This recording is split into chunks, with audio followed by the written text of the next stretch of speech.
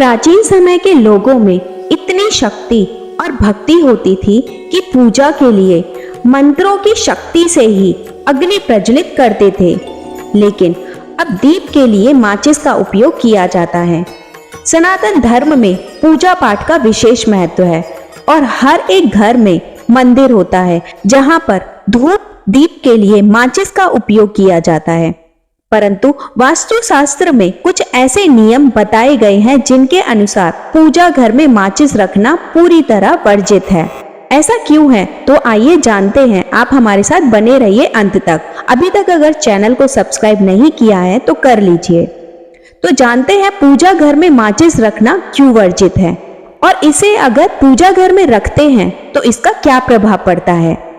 सनातन धर्म में पूजा पाठ का विशेष महत्व है और हर एक घर में मंदिर होता है जहां पर धूप दीप के लिए माचिस का उपयोग किया जाता है। वास्तुशास्त्र ऐसी विद्या है जिसके माध्यम से मनुष्य अपने जीवन में आ रही समस्याओं से छुटकारा पा सकता है। इसमें दिशाओं का भी विशेष महत्व है। वास्तुशास्त्र में कुछ ऐसी चीजों का भी वर्णन मिलता है जिनके उपयोग में आप अनेक समस्याओं का समाधान पा सकते हैं और अपना जीवन सुखद तरीके से जी सकते हैं। परंतु वास्तुशास्त्र में कुछ ऐसे भी नियम बताए गए हैं जिनके अनुसार घर के मंदिर में माचिस रखने के लिए मना किया जाता है, क्योंकि माचिस एक ज्वलनशील सामग्री है और इसे मंदिर में रखना अशुभ माना जाता है और माचिस को नकारात्मक शक्तियों का भी प्रतीक माना जाता है। पूजा घर को पवित्र स्थान माना जाता है और पवित्र स्थान पर ज्वलनशील सामग्री रखना अशुभ होता है। ऐसा करने से नकारात्मक शक्तियां आकर्षित होती हैं। ऐसा इसीलिए क्योंकि हम सभी धूप दीप जलाने के बाद माचिस की जली हुई तिल्ली को उसी जगह पर फेंक देते हैं।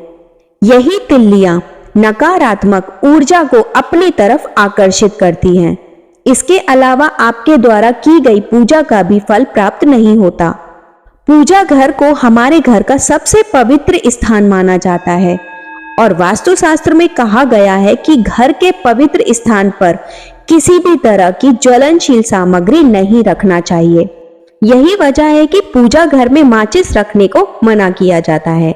अगर आपने अपने घर के मंदिर में माचिस रखी है तो उसे वहां से हटा के किसी दूसरे स्थान पर रख दें।